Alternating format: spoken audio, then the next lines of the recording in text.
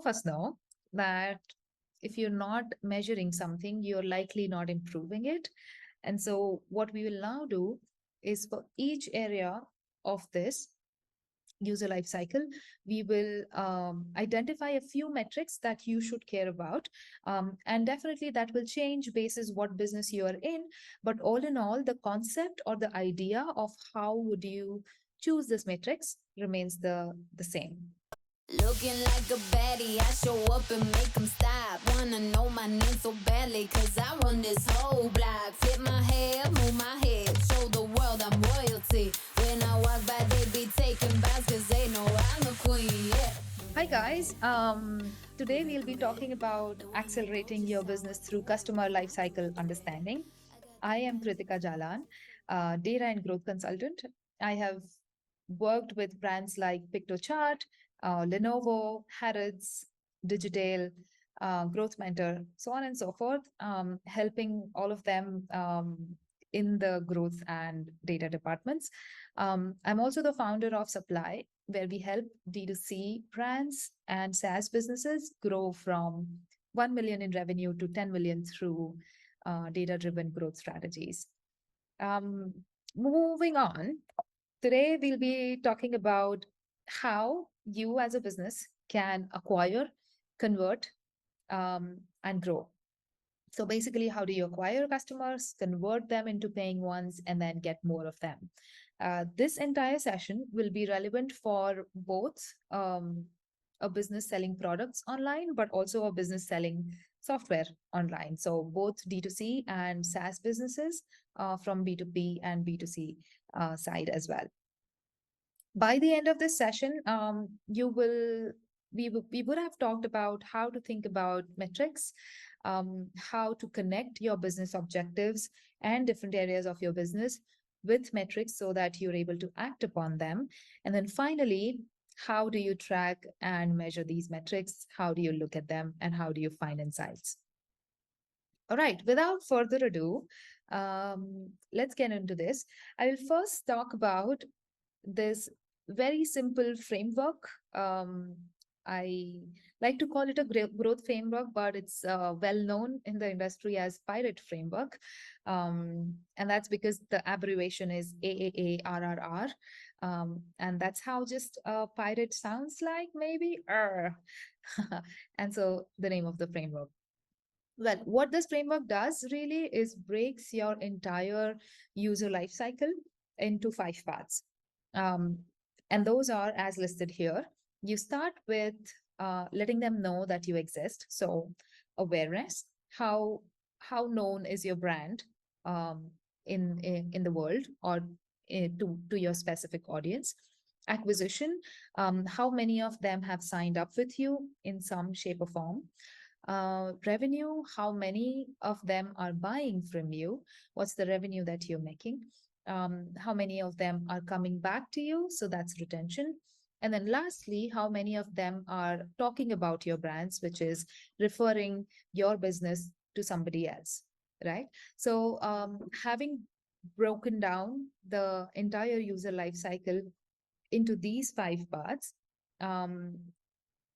we now understand how a user moves through the entire business and what are the different stages. So, reiterating this, awareness, they are aware of your business. Acquisition, they are now associated with your business in some form. They are buying from you, they are coming back and buying from you. If you're in the attention economy, then they are just engaging with your app or website. And then finally, they are bringing in more people, right? So that's the entire user life cycle. Um, and all of us know that if you're not measuring something, you're likely not improving it. And so what we will now do is for each area of this user life cycle, we will identify a few metrics that you should care about. And definitely that will change basis what business you are in. But all in all, the concept or the idea of how would you choose this metrics remains the same. So starting off, and we'll quickly go through those. Answering the first question, awareness, do they know about you? How are you going to measure this? Uh, Three very simple metrics. How many people are landing on your website? That's your store. Then how many people are searching the keywords that are your brand's keywords? So what is the search volume on, say, Google? And then lastly, how many people are mentioning you or your brand on social media? So brand mentions. Um, these are going to give you a good understanding of how the awareness is growing about your business over time. Let's talk about acquisition now. Here, what you care about is how many people are now signed up with you and what was the cost of getting to sign them up with you, right? So, the first one, very simple, very straightforward. What is the cost of acquisition for one customer? So, you might be needing to have 100 clicks before somebody actually signs up with you. And so, what is your cost per click and how many clicks are required before somebody signs up? So that's your cost of acquisition.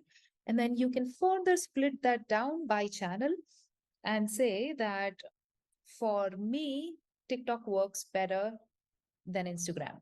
And so my channel performance, I would look at how much am I paying to convert these customers, and then how much in revenue am I making from these customers. So that will give you a good sense of what is your channel performance. Sometimes you'll also notice that you might not have a unique channel which comes out as the best performing one, but you might have a combination of audience and product that you're selling on a specific channel, which works better. For example, if you're targeting younger audience, um, TikTok might come out as the channel that works. But within your audience itself, if you split them to a business audience, if you're selling to them, uh, LinkedIn might come out as the right channel for you. So this is depending on also the kind of audience that you're targeting for different campaigns. You might have different channels performing better. That's on acquisition. Moving on, revenue, the one that I care about most. And that's what we also really try to do at Supply. All we care about is generating revenue for our clients. And so let's look at these. Conversion rate. This is basically a funnel telling you of how, of all the people that you have acquired and have shown some interest in some shape or form, how many of them are purchasing from you. For a D2C brand, it could be an entire funnel from product view to add to carts, then making transactions. For other, it might just be the purchase flow for the SaaS products, which will tell you what your conversion rate is. Average order value, or a more generic term for this, could be the ticket size. When a purchase happens, what is the average ticket size that somebody purchases from you for? Customer lifetime value. This basically means if you've acquired one customer, how much money do you think they are going to pay to you in the entire life cycle that they are with you, right? Um, for a D2C brand, this could mean that when somebody buys a product from you, do they come back and buy the product again? How often does that happen? For a SaaS business, that could be, if it's a subscription based business, for example, how long is this person going to stay subscribed? How long are they going to come back and keep buying the subscription from us? Right. So that's customer lifetime value. And then lastly, obviously, is the total revenue that you care about. What's your MRR growth? What's your monthly recurring revenue, and how is that growing? So that's for your revenue streams to look at. Following this is retention. Um, okay, so for subscription-based products, I would say retention would come before revenue to some extent. And for D2C brands, retention comes after the revenue. And so what we have here is the repeat purchases. How often do people buy again from us? And then the retention rate trend. Let me talk about the retention rate trend a little bit. For a subscription based business, you would usually have a hockey stick curve, which shows that they started with 100% retention, which is the week that you acquired a certain customer on, they're definitely active on your platform. But the following week, they only 50% of them might be active. The following week might be 30%. And so you will have a nice curve like that, which will tell you what is your retention rate like week over week. And so for a subscription business, that gives you a good understanding of how healthy the business is. For a D2C brand, you will just understand, does a person buy only once from you, or do they have multiple purchase cycles, and how long is that cycle? This is Romo Santiago from Experiment Nation. Every week, we share interviews with and conference sessions by our favorite conversion rate optimizers from around the world. So if you like this video, smash that like button and consider subscribing. It helps us a bunch. Now back to the episode. All right. Lastly, we have referrals. So basically, the metric that we have here is referral conversion rate. So that's going to tell you, suppose if your 10 customers are really impressed with the product or service that they've bought from you, and they have told 20 other potential customers about your brand. And of those 20, if suppose 5 actually sign up with you or make a purchase from you, your referral conversion rate really is 5 by 20, which means of 20 people that were told about your brand, 5 actually ended up being a customer with you. So that's your referral conversion rate. Cool. All right. So now we have an understanding of what a customer lifecycle looks like, how can we majorly break it down into different chunks. And then for each of those chunks, what are the numbers that we should care about? Now let's answer the question, how do you find these numbers? What does the stack look like? How do you bring them all together? And so, okay, I forgot this one. These are some other metrics that your business should care about. And NPS is something I'm sure everybody would be aware of. But this is just majorly telling you how happy are your customers with your existence. And the green means it's great. The yellow means we don't care so much. And the red means we are really upset.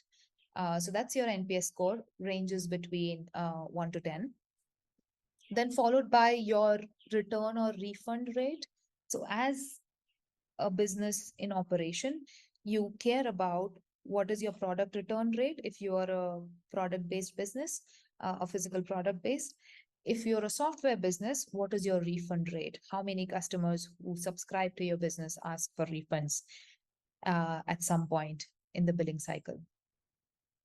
This will really define also how healthy your operation and revenue stays. And then lastly, cart abandonment rate. There are 2 ways to think about this. For a D2C brand, it literally means that somebody added something in the cart, but they didn't end up transacting with you.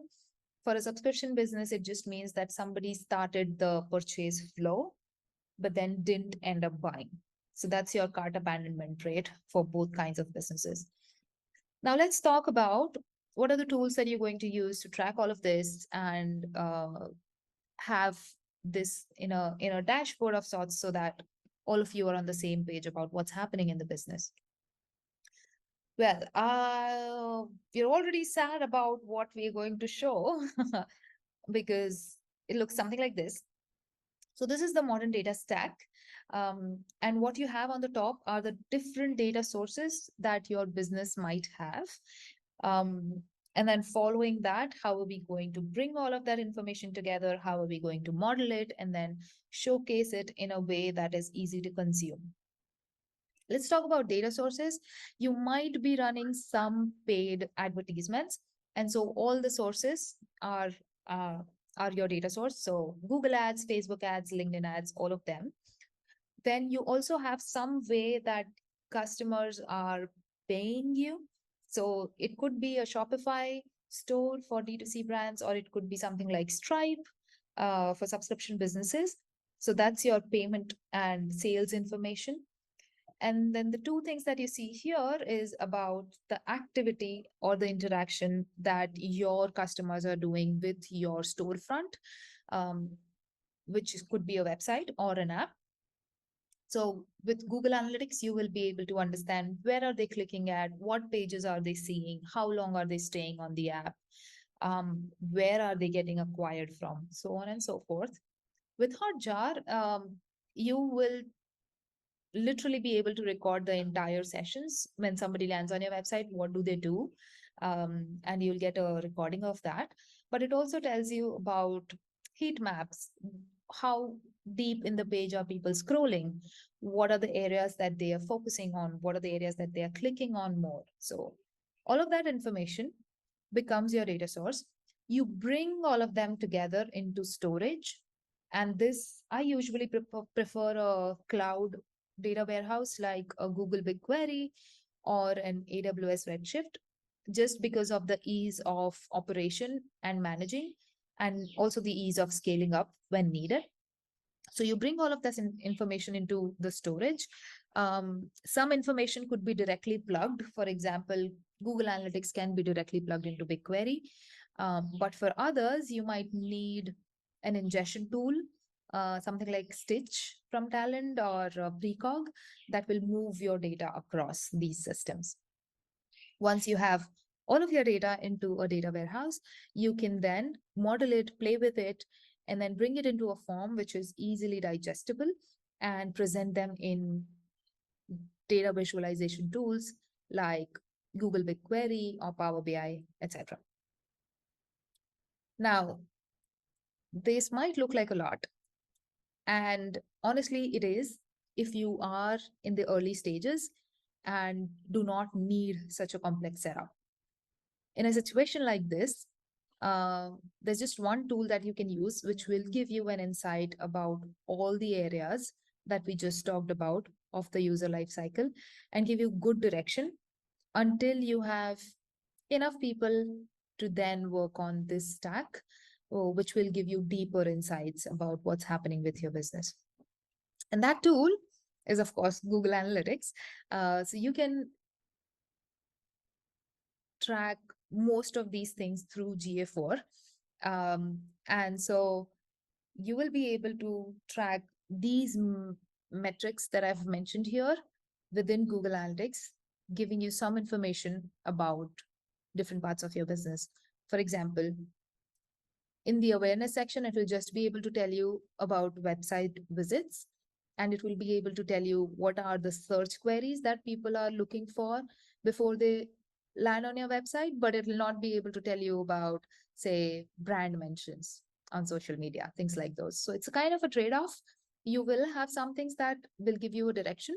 And so I will now quickly just walk you through, assuming that you already have a GA4 setup. I will show how can you find all of these metrics and where to look for them. So this is awareness. Do they know you? You can go on the left side panel. You will see under reports, a section called acquisition. And within that, if you go to acquisition overview, you will be looking at these two data points. This one just tells you how many people are landing on your website and how engaged are they with your website. And this one tells you where are they coming from geographically. Moving on, acquisition. Within acquisition, again, you can go to overview, and this is the view that you can find in one of the cards. And this one specifically talks about Google Ads sessions. So people acquired through Google Ads. What you can see here is it's giving me cost per click.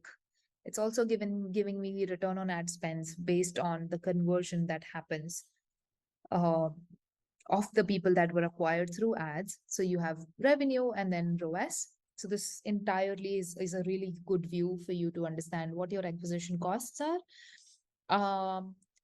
Then we talk about revenue.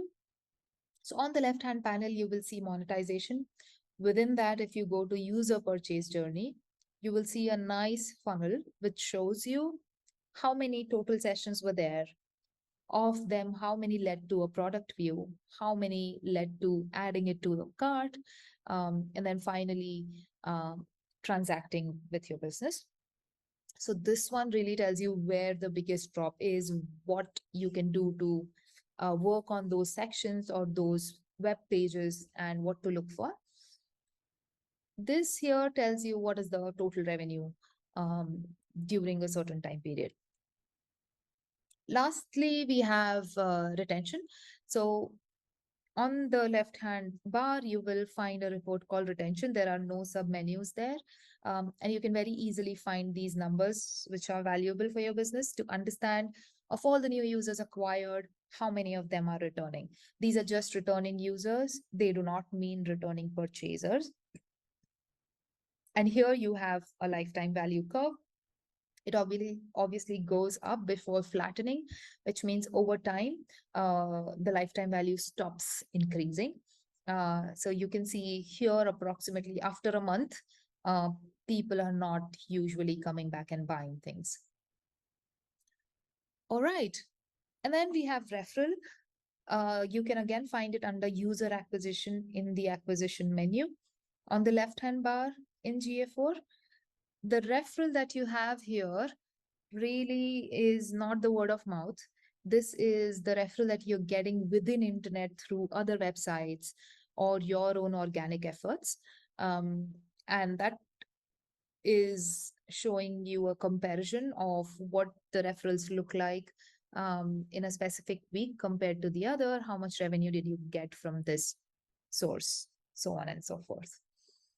All right, so that's how you can use GA4 to get a quick understanding of what to look for, what matrix to care about. I will, however, also give you a word of caution. GA4 will throw a lot of numbers at you. As you can see in this itself, I don't really care about what the event count is. I only care about the conversions that are happening. So it will give you a lot of information, overwhelming information. And I would suggest to not really get lost in it, and to pick the matrix that matter to you and build another dashboards within GA4 itself to help you guide through that. I will shed a few more things here. I think I've already talked about the matrix load. Pick the matrix that matter to you and then make somebody responsible for it. Any metric that you pick, somebody should be able to act upon it if things go wrong. That's the idea.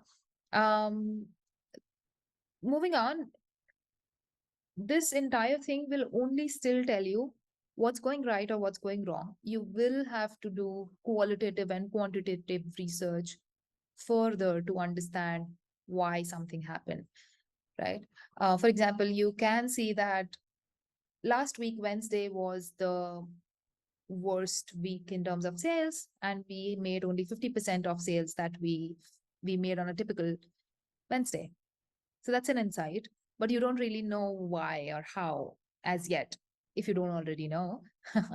In this case, you will have to go through customer reviews. You will have to dig deeper into, was your website down? Was your payment provider's system was not working? What was it? So you will still have to dig deeper. There will always be a lot to fix, so prioritize.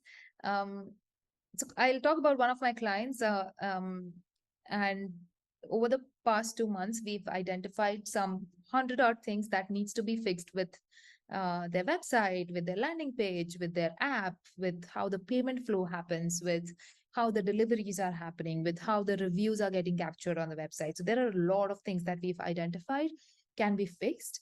But we cannot go and fix all of them right now. We will have to prioritize based on what are the business objectives that we have in the next quarter or so, and which of these initiatives are going to have max impact, basically.